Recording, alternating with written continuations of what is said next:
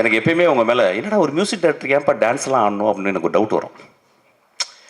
அப்புறம் சரி, ஆனால் நீங்கள் ஒரு எக்ஸ்ட்ரானரி ஒரு வில் பவரோட நான் நடிக்கணும் அப்படின்னு வந்தீங்களா, எனக்கு ரொம்ப ஆச்சரியமாக இருக்கும்.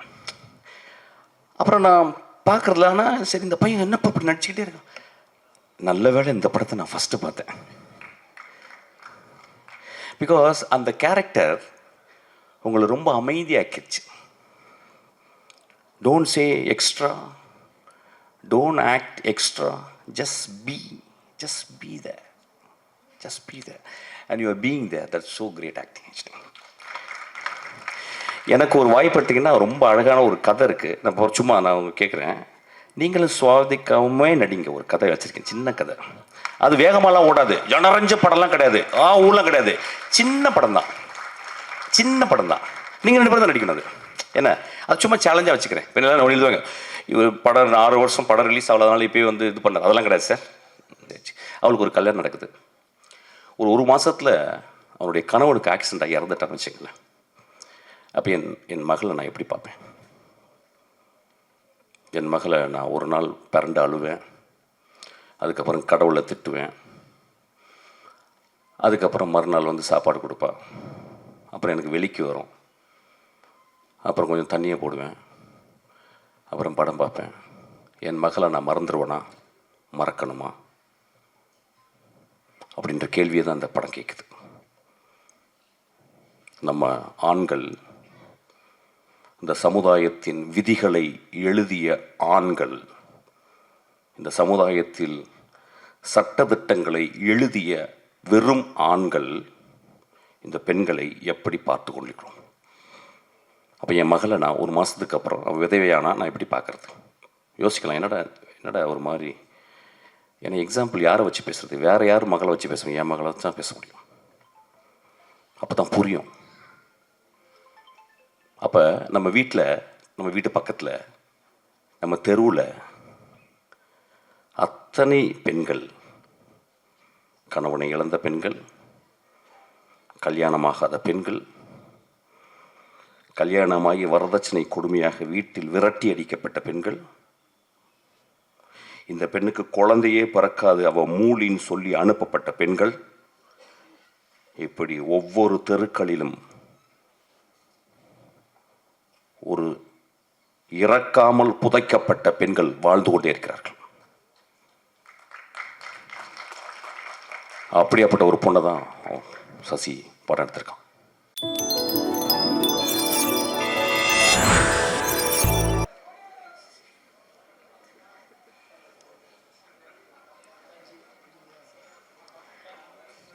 மிஷ்கின் சார்னு சொல்லலாம்.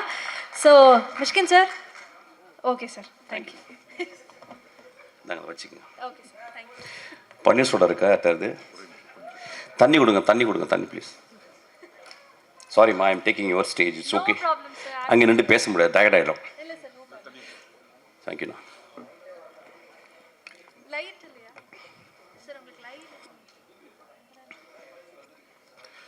சார் நீங்கள் இங்கே தான் இருக்கீங்களா?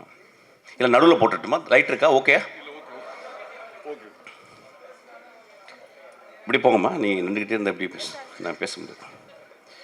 தேங்க்யூ.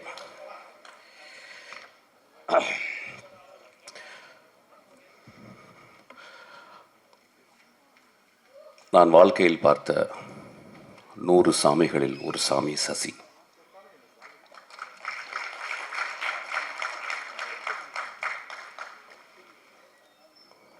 சினிமாவில் சாமிகள் கிடையாது, ரொம்ப கம்மி. ஒரு 10 பேர் தேர்வாங்களான்னு டவுட்டு. நான் இந்த 30 வருஷ சினிமாவில்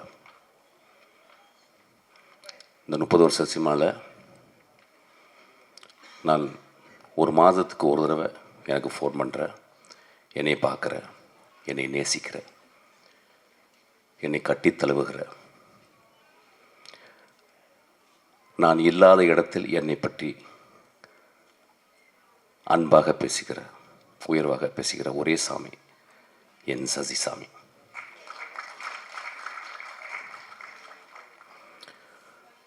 சினிமாவில் வந்து என்ன சாதிக்க போகிறோம், ஒரு நேஷ்னல் அவார்டு வாங்குவோம், ஒரு 10 ஃபிலிம்ஃபேர் அவார்டு வாங்குவோம், இல்லை ஒரு ஆஸ்கர் அவார்டு வாங்குவோம். ஆனால் செத்து போயிடுவோம் ஒரு நாள். ஆனால் சசி சாகவே மாட்டான். அவன் ஒரு சாமி. எங்கள் அண்ணா அவன் ஆக்சுவலாக. அவன் திடீர்னு எனக்கு ஃபோன் பண்ணி சொல்லுவான், டேய் ஒரு அழகான சூரியன் அப்படியே ஒரு ஈவினிங் அப்படியே அஸ்தமிச்சிட்டா நான் பார்த்தேன். அப்போ இந்த அழகை யார்கிட்ட பேசுகிறேன்னு தெரியல, உன்கிட்ட தான்டா பேசணும் அப்படின்னு சொல்லி என்கிட்ட பேசுவோம். ரொம்ப தேங்க்ஸ்ண்ணா. இதுதான் எனக்கு விருது. நீங்கள் எப்பொழுதுமே என்னுடைய விருது. நான் கதிர் சார்ட்ட இருக்கும்போது அப்போ யார்ட்டையுமே நான் பழகலை, ரொம்ப கட்டுக்கோப்போடு இருப்பேன். அந்த கதிர் சாரோடு இருந்த எவ்வளவோ டைரக்டர்ஸில் நான் ரொம்ப நம்புகிற, நேசிக்கிற ஒரு அருமையான சாமி எங்கள் சசி சார்.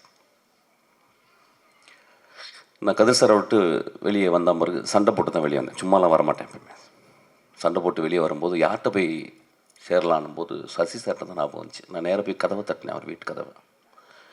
அவர் உடனே திறந்து, என்னப்பா அப்படின்னாரு. இல்லை சார், நான் உங்கள்ட்ட அசிஸ்டண்ட்டை சேர வந்திருக்கேன். அப்புறம் ஒரு 10 நிமிஷம் 5 நிமிஷம் பேசினார். அதுக்கப்புறம் இல்லைப்பா என்னால் இப்போ சேர்த்துக்க முடியாது. சரி சார், திரும்பி போய் லேண்ட்மார்க்கில் போய் ஜாயின் பண்ணிட்டேன். அதுக்கப்புறம் தான் வின்சென்ட் செல்வம் என்னை கூப்பிட்டு போனார். எப்பொழுதுமே மனிதர்களை உற்று பார்த்து அவங்களுக்கு ஏதாவது பிரச்சனையா என்ன அப்படின்றது ஒரு தாயுள்ளத்தோடு பார்க்கக்கூடிய ஒரு மனுஷன் சசி. நான் மனிதர்கள்ட்ட, அதாவது ஆம்பளைங்கள்ட்ட ரொம்ப அதிசயப்படுற விஷயம் என்னென்னா, அந்த ஆம்பளைங்கள்ட்ட இருக்கிற பெண்மைத்தன்மை. சமூகம் ஆம்பளைங்களாகவே பார்க்குது, பெண்களை பெண்களாகவே பார்க்குது. ஆனால் இவங்க சொல்கிறாரு, there are anima and animals. Anima and animals 2 இருக்குது பாடிக்கில். அப்போ அந்த அனிமா, அந்த பெண் தன்மை யார்கிட்டலாம் அதிகமாக இருக்கும் அவங்களாம் மிகச்சிறந்த மனிதர்களாக இருப்பாங்க. இப்போ இளையராஜாட்ட பார்த்தீங்கன்னா ரொம்ப பெண் தன்மை இருக்கும், ரகுமான்கிட்ட பார்த்தீங்கன்னா ரொம்ப பெண் தன்மை இருக்கும். அதனால தான் மிகச்சிறந்த படைப்பாளிகளாக இருக்கிறாங்க. நிஜ வாழ்க்கையில் அந்த ஆணுக்குள்ளே இருக்க பெண் தன்மை, அந்த அரவணைப்பு, அந்த பாசம், அந்த அந்த பரிதாபம், அந்த பரிதவிப்பு எவன்ட்டு இருக்கோ அவன் ஒரு எக்ஸ்ட்ரானரி ஹியூமன் பீயிங்காக இருக்கான். அப்படியாப்பட்ட எக்ஸ்ட்ரானரி ஹியூமன் பீயிங் தான் சசி. ஆக்சுவலி என்னை ரொம்ப சொல்லுவாங்க, ரொம்ப முரட்டு பையா அப்படிம்பாங்க. இப்படின்னா அழுதுருவேன். ஆக்சுவலாக கிட்டத்தட்ட நான் அந்த ஒரு நிலைமையிலேருந்து தான் நான் இப்போ பேசுகிறேன். ஆக்சுவலாக என் சசி இந்த கதையை எழுதி முடித்த பிறகு எனக்கு ஒரு ஃபோன் பண்ணுறார். எங்கப்பா இருக்க அப்படின்றார். ஆஃபீஸில் இருக்கேண்ணா. எனக்காக ஒரு 2 மணி நேரம் ஆஃபீஸ் விட்டு வெளியே போவியான்னு கேட்டார். போகிறேண்ணா. இல்லை, உன் அசிஸ்டன்ஸை வந்து கதை சொல்லணும் அப்படின்னார். நண்பர்களே, 2026 30 வருஷம் இருந்த ஒரு டைரக்டர் இன்னொரு டேரக்டருடைய அசிஸ்டன்ட் டைரக்டர் நம்பி கதை சொல்ல வரான்னா அவன் சசி தாங்க வருவான், வேறு யாரும் வரமாட்டான். நான் 2 மணி நேரம் வெளியே இருந்தேன். என்னுடைய 3 அசிஸ்டண்ட்டை வந்து சசி ஒரு குழந்தை போல் உட்காந்து, அவன் அப்போ 2 வருஷம் தான் ஒர்க் பண்ணியிருக்கேன் என்கிட்ட. ஒரு படம் தான் ஒர்க் பண்ணியிருக்காங்க ஆக்சுவலாக. ஏன்னா என் படம் வந்து 6 வருஷம் ஆச்சு. 2 படம் என்னாச்சுன்னே தெரில. அந்த அசிஸ்டன்ட் டைரக்டரை மதித்து, ஏன்னா 2-3 தடவை மீட் பண்ணியிருக்கிற போல் அவங்க பேசுகிறாங்க, அவங்க படிக்கிறத பார்க்குறாங்க, அவங்க என் கூட விவாதம் பண்ணுற பார்க்குறாங்க. சசியோடைய அசிஸ்டன்ஸ் மாதிரி இல்லை என் அசிஸ்டன்ஸ் கத்தி எடுத்து கழுத்தில் வைப்பான். சசியோடைய அசிஸ்டன்ஸ் மயிலருக்க தொட்டு எண்ணெயை தொட்டு தடவுவான். என் அசிஸ்டன்ஸ் கத்தி எடுத்து வைப்பான், கன் எடுத்து வைப்பான். ஏன்னா முதல் நாள் வந்தவொடனே அதை தான் பழக்குவேன். கன் எடுத்து இங்கே வைக்கணுண்டா, கத்தி எடுத்து பின்னாடி வைக்கணும்னு சொல்லுவேன். You have to be ruthless to me அப்படிம்பேன். ஏன்னா சினிமாவில் இருந்தால் you have to be ruthless. Cinema கொன்றும் உங்களை. ஸோ அந்த மாதிரி மனிதர்களை பார்த்துட்டு, அந்த மாதிரி அந்த 2 அசிஸ்டண்ட், ஒரு பெண்ணு, என் மகள் ஒருத்தர் இருக்கா நிவேதிதா, அப்புறம் வெங்கட்னு ஒருத்தர் இருக்கான், அப்புறம் இன்னொரு பையன் அவங்க கூட ரங்கநாதன். 3 பேர் வந்து கதை சொல்கிறார். Imagine this process, the process. Who are they? They are fucking nothing. Actually they are nothing. ஆனால் எங்கேருந்து இந்த மனிதனுக்கு இந்த தோணுது அப்படின்னா, மனித வாழ்க்கையை சசி பார்த்துக்கிட்டே இருக்கான். அந்த இலகிய மனத்தில் அந்த பெண் தன்மை அதிகமாக குடிகொண்ட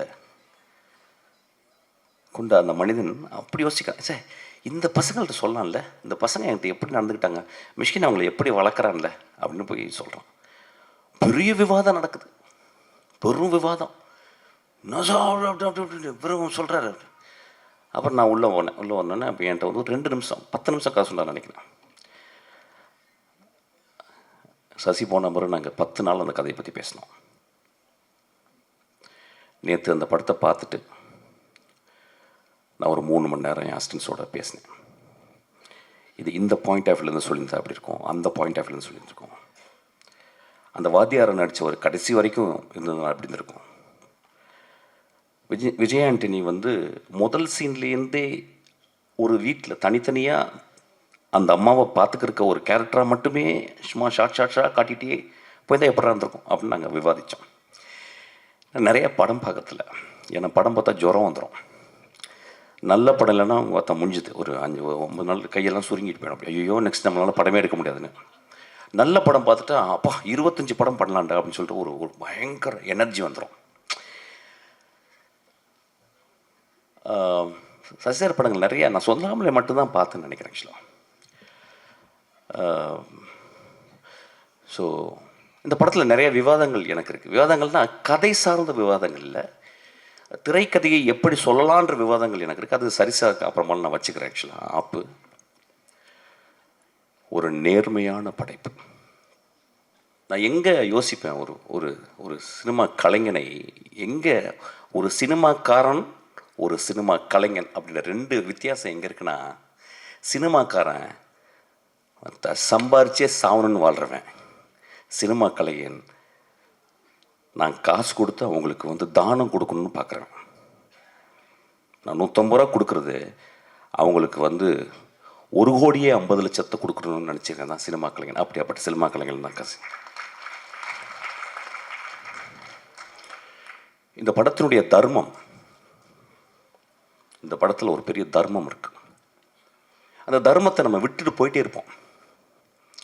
ஒரு எக்ஸாம்பிள் இப்படி வச்சுக்கிறானே அந்த கதையை, ஏன்னா நிறைய டிஸ்க்ளைமர் கதையை பற்றி சொல்லிட்டாங்க. So I think I can talk. Good I talk? Okay okay, அது ஓகே நிக்கில், டேரக்டர் சொல்லிட்டோம். ஓகே, இப்படி வச்சுக்கலாமே. இப்போ நான் வந்து என்னுடைய மகள் இருக்கா, நான் இப்போ மகளுடைய கான்வெகேஷன் தான் போயிட்டு வந்தேன், கனடா போயிட்டு வந்தேன். அவளுக்கு இப்போ 25 வயசு ஆச்சு. அவளுக்கு ஒரு கல்யாணம் நடக்குது. ஒரு மாதத்தில் அவனுடைய கணவனுக்கு ஆக்சிடென்ட் ஆகி இறந்துட்டான்னு வச்சுங்களேன். அப்போ என் மகளை நான் எப்படி பார்ப்பேன்? என் மகளை நான் ஒரு நாள் பிறண்டு அழுவேன், அதுக்கப்புறம் கடவுளை திட்டுவேன், அதுக்கப்புறம் மறுநாள் வந்து சாப்பாடு கொடுப்பா, அப்புறம் எனக்கு வெளிக்கு வரும், அப்புறம் கொஞ்சம் தண்ணியை போடுவேன், அப்புறம் படம் பார்ப்பேன். என் மகளை நான் மறந்துடுவேனா, மறக்கணுமா அப்படின்ற கேள்வியை தான் இந்த படம் கேட்குது. நம்ம ஆண்கள், இந்த சமுதாயத்தின் விதிகளை எழுதிய ஆண்கள், இந்த சமுதாயத்தில் சட்டதிட்டங்களை எழுதிய வெறும் ஆண்கள் இந்த பெண்களை எப்படி பார்த்து கொண்டிருக்கிறோம்? அப்போ என் மகளை நான் ஒரு மாதத்துக்கு அப்புறம் அவள் விதவையானா நான் எப்படி பார்க்குறது? யோசிக்கலாம். என்னடா ஒரு மாதிரி, ஏன்னா எக்ஸாம்பிள் யாரை வச்சு பேசுகிறது? வேறு யார் மகளை வச்சு பேசுவேன்? என் மகளை வச்சு தான் பேச முடியும். அப்போ தான் புரியும். அப்போ நம்ம வீட்டில், நம்ம வீட்டு பக்கத்தில், நம்ம தெருவில் அத்தனை பெண்கள், கணவனை இழந்த பெண்கள், கல்யாணமாகாத பெண்கள், கல்யாணமாகி வரதட்சணை கொடுமையாக வீட்டில் விரட்டி அடிக்கப்பட்ட பெண்கள், இந்த பெண்ணுக்கு குழந்தையே பிறக்காது அவ மூலின்னு சொல்லி அனுப்பப்பட்ட பெண்கள், இப்படி ஒவ்வொரு தெருக்களிலும் ஒரு இறக்காமல் புதைக்கப்பட்ட பெண்கள் வாழ்ந்து கொண்டே இருக்கிறார்கள். அப்படியாப்பட்ட ஒரு பொண்ணை தான் சசி படம் எடுத்திருக்கான். இந்த கதையை சொல்லும்போது வெகு சில டைரக்டர் தான் இங்கே கதையை தியானிக்கிறான். நான் அசிஸ்டன்ட் டேரக்டர் சொன்னேன், கதையை அசிஸ்டன்ட் டேரக்டர் வரும்போதே மொத்தம் 6 கதை வச்சுருப்பான். 6 பேருக்கு கதை இருக்கும். இன்றைக்கி நான் சொல்லிட்டு வந்தேன் அசிஸ்டன்ட், தம்பிங்களா அந்த கதையெல்லாம் இருக்குல்ல, எங்கேயாவது கொண்டு போய் குழியை தோண்டி புதைச்சிருக்கேன். ஒரு 3 வருஷம் என் கூட வாங்க, என் கூட பழகுங்க, நான் பழகக்கூடிய மனிதர்களோட பாருங்கள். கதை வயிற்றில் பிறக்குண்டா உங்களுக்கு அப்படின்னு சொல்லிட்டு, அப்படி பிறந்த கதை தான் அந்த கதை. ஆக்சுவலாக ஒரு கதாசிரியன் செய்வதில்லை. Movies are not made, they happen, they gestate, it gives birth to you, the story will make you a mother. அப்போ இந்த கதையை அவர் சொல்லும் போது நான் இந்த கதையினுடைய தர்மத்தை பார்த்தேன். சரி, எப்படி அவன் சமூகத்தை ஒத்து பார்த்துருக்கான், எப்படி பெண்களை ஒத்து பார்த்துருக்கான். It's a beautiful story. எனக்கு ரொம்ப பிடிச்ச ஸ்டோரி. லெட் மீ வேறு கீர் போட்டு அப்படியே கொஞ்சம் மாறுறேன். ஆக்சுவலாக நான் போர் அடிக்குது லைட்டாக. ரொம்ப அழகாக அந்த திரைப்படத்து கதாநாயகி, அந்த கதையின் நாயகி, ரொம்ப வருஷத்துக்கு அப்புறம், நான் நிறைய படங்கள் பார்க்குறதில்ல, படிக்கிறேன். ரொம்ப வருஷத்துக்கு அப்புறம் ஒரு ரிமார்க்கபிளான ஒரு ஆர்டிஸ்ட்டை நான் பார்த்தேன் இந்த படத்தில். ஆக்சுவலாக அவங்கள ரீசெண்டாக நான் ஏதோ ஒரு சந்தித்தேன், நான் அவங்கள பேசலை நான் அவங்கள்ட்ட. But I saw that it's very remarkable performance, very genuine performance, very caring performance, and she has put her soul and blood and everything on that character. அது ரொம்ப ரேர். சசியினுடைய படங்களில் அந்த பூ படம் அந்த மாதிரிலாம் ரொம்ப ரிமார்க்கபிளாக அவர் எழுதுவார். அவருக்கு என்னமோ சசி பெண்களை ரொம்ப புரிஞ்சிருக்கு. எங்கள் அண்ணி நான் பார்த்துருக்கேன், சசி அவங்க மனைவி. ரொம்ப எல்லாருக்குமே பெண்களை புரியாது. ஒரு கோடி ஆண்கள் இருந்தால் ஒரு 1.5 பேருக்கு தான் பெண்கள் புரியும். ஆக்சுவலாக 2 பேர் கூட புரியாது. அந்த அந்த கதாபாத்திரத்தை அப்படியே செதுக்கி வளைச்சிருக்காரு. அவங்க ரொம்ப அழகாக, ரொம்ப நன்றிம்மா. It is I can only thank you. There is just by saying your பே பூ பே அதெல்லாம் போர் அடிக்குது எனக்கு. ஆக்சுவலாக ஐ கேன் ஒன்லி நான் டப்புன்னு காலில் விழுந்துருவேன். கொஞ்சம் ஜாஸ்தியாக இருக்கான், பட் பரவாயில்ல, ஜாஸ்தியாக தானே வாழ்க்கை ஃபுல்லாக இருக்குது. போகும்போது காலில் விழுந்து போகிறேன், கவலைப்படாங்க. ஏன்னா ஆம்பளைங்க காலில் விழுகிறதே பெரிய மயிராக போச்சுங்க. ஆக்சுவலாக ஏன்னா அவன் நடிச்சிட்டார், அப்பா தலைவா உங்கள் காலில் விழுகணும். Actually that should be an example. Actually you deserve that. Actually அப்புறம் விஜய் ஆண்டி, உங்களை நான் மன்னிச்சிங்க, நான் படமே பார்த்ததில்லை நான். ஆக்சுவலாக நான் என்னாச்சுன்னா, நான் வந்து பிச்சைக்காரன் படம் வந்து ஒரு ஊர்லேருந்து வரேன், மசனகுடியிலேருந்து வரும்போது கரெக்டாக அந்த அடையாரில் வரும்போது ஃபோன் பண்ணேன், அண்ணா என்னண்ணே உங்கள் படம் பயங்கரமாக ஓடி. ஏன்னா சசி படங்கள் எப்படின்னா சசி மாதிரி தான் ஓடும். ஒரு 50 நாள் 60 நாள் நல்ல படம் மெதுவாக தான் பார்ப்பாங்க. அப்படிலாம் போய் பார்க்க மாட்டாங்க. அப்படி மெதுவாக டிக்கிள்னோ அந்த அப்படி மாதிரி தண்ணி அது மாதிரி தான். அப்புறம் நான் ஃபோன் பண்ணால் பெரிய hit. I was so happy சசிக்காக. ஒரு சென்சேஷ்னல் ஹிட்டு அப்படின்னோடனே ரொம்ப சந்தோஷமாக இருந்துச்சு. இதுதான் ஐ கால்ட் ஹிம், அண்ணா சசி நான் பயங்கரமாக ஓடுதுண்ணா. எல்லாம் சரி, நீ பார்த்துறாத, அவ்வளோ நல்ல படம் இல்லை அப்படின்னாரு. See the truth. Please give applause to him. See the truth. So truthful. அவர் தெரியும் நான் பார்த்துட்டேன். என்னன்னா மயிறு மாதிரி படம் எடுத்திருக்கேன், நீ வந்து இது ஓப்பா சரி ஓடிச்சா. ஏன்னா ஓடின பண்ணாவே எனக்கு டவுட். எனக்கு ஓடுற படம் எடுத்துட்டாவே எனக்கு டவுட்டு. தனஞ்சயன் யோசிக்கிறாரு இங்கேருந்து. ஓடுற படம் எடுத்தாவே ஏதோ ப்ராப்ளம் இருக்குன்னு அர்த்தம். கொஞ்சம் மெதுவாக தான் ஓடணும். ஃபர்ஸ்ட் கியர் போடணும், கொஞ்சம் ஸ்லோவாக ஓடணும், செகண்ட் கியர் போட்டு தேர்ட் கியரில் ஓடணும். ஏன்னா because if an audience understands something, there is a flaw in that movie. Because it's not making them to think, making them to reflect. அப்போ சொன்னார், டேய் ஓகே படம் தான், நீ பார்த்து எதாவது இறக்க முடியாது திட்டுற போகிறடா அப்படின்னாரு. ஆக்சுவலாக such a good heart. So அந்த படமும் பார்க்கல சார். சார்லாம் சொல்ல மாட்டேன், தம்பி தான் சொல்லுவேன். ஒரு நடிகன் ஒரு நல்ல கதாபாத்திரத்தில் வந்து அமரும்போது தன்னை புரிந்து கொள்கிறான். இந்த படத்தில் நீங்கள் உங்களை புரிஞ்சிருப்பீங்க. ஆக்சுவலாக எனக்கு எப்பயுமே உங்கள் மேலே என்னடா ஒரு மியூசிக் டைரக்டர் ஏன்ப்பா டான்ஸ்லாம் ஆடணும் அப்படின்னு எனக்கு ஒரு டவுட் வரும். அப்புறம் சரி, ஆனால் நீங்கள் ஒரு எக்ஸ்ட்ரானரி ஒரு வில் பவரோட நான் நடிக்கணும் அப்படின்னு வந்தீங்களா, எனக்கு ரொம்ப ஆச்சரியமாக இருக்கும். அப்புறம் நான் பார்க்குறதுல, ஆனால் சரி இந்த பையன் என்னப்பா அப்படி நடிச்சுக்கிட்டே இருக்கான். நல்ல வேளை இந்த படத்தை நான் ஃபஸ்ட்டு பார்த்தேன். பிகாஸ் அந்த கேரக்டர் உங்களை ரொம்ப அமைதியாக்கிடுச்சு. Don't say extra, don't act extra, just be there, and you are being there. That's so great acting actually. எனக்கு ஒரு வாய்ப்பு எடுத்தீங்கன்னா ரொம்ப அழகான ஒரு கதை இருக்குது. நான் அவங்க கேட்குறேன், நீங்களும் சுவாதிக்காமே நடிங்க. ஒரு கதை வச்சுருக்கேன், சின்ன கதை. அது வேகமாலாம் ஓடாது, ஜனரஞ்ச படம்லாம் கிடையாது, ஊர்லாம் கிடையாது, சின்ன படம் தான். நீங்கள் 2 பேரும் தான் நடிக்கணும். அது என்ன, அது சும்மா சேலஞ்சாக வச்சுக்கிறேன். இப்போ எல்லாம் எழுதுவாங்க, இவர் படம் 6 வருஷம் படம் ரிலீஸ் ஆகாதனால இப்போயே வந்து இது பண்ணார். அதெல்லாம் கிடையாது சார், அப்படிலாம் ஆள் கிடையாது சொல்கிறேன். பட் அந்த படம் பார்த்தோன்னே எனக்கு ரொம்ப இன்ஸ்பயர். இந்த 2 பேரையும் நம்ம திரும்பி வாழ வைக்கணும்ல, இந்த 2 பேரையும் திரும்பி ஒரு ஃப்ரேமுக்குள்ளே கொண்டாடணும்னு ஆசைப்பட்டேன். ஒரு சின்ன குழந்தைத்தனமான ஆசை. ஆக்சுவலி சின்ன படத்துலாம் சின்ன பட்ஜெட் தான், பெரிய சம்பளம்லாம் நான் கேட்க மாட்டேன். ஸோ அதனால் அனைவரும் தனஞ்சன் சார் சொல்லுவார், இன்றைக்கி அதை பண்ணிடலாம் அப்படிம்பாரு.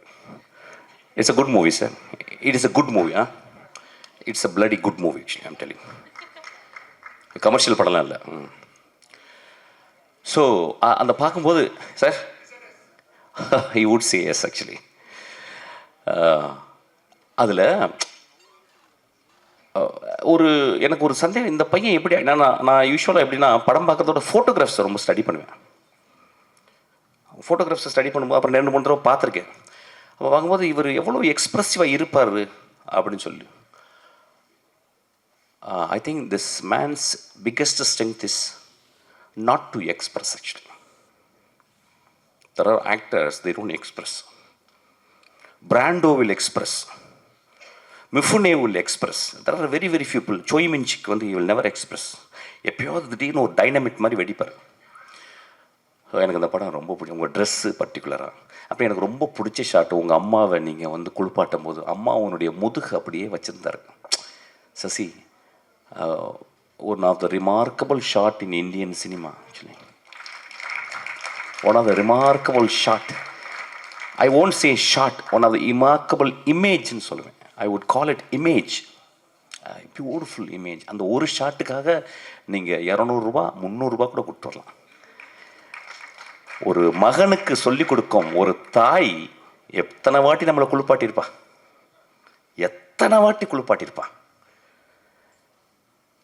ஒரு தாயை நம்ம குளிப்பாட்டக்கூடிய வாய்ப்பு வருதா, வருமாயா நம்மளுக்கு? அப்போ யாராவது ஒரு நர்ஸை போட்டு மனைவி குளிப்பாட்டுவாளா? நம்ம மனைவி ரொம்ப ரேரஸ்ட் ஹேப்பனிங் தான். ஒரு தாயை மகன் திரும்பி குளிப்பாட்டுதல், அவன் குளிப்பாட்ட வச்சிருக்கான். ஆக்சுவலாக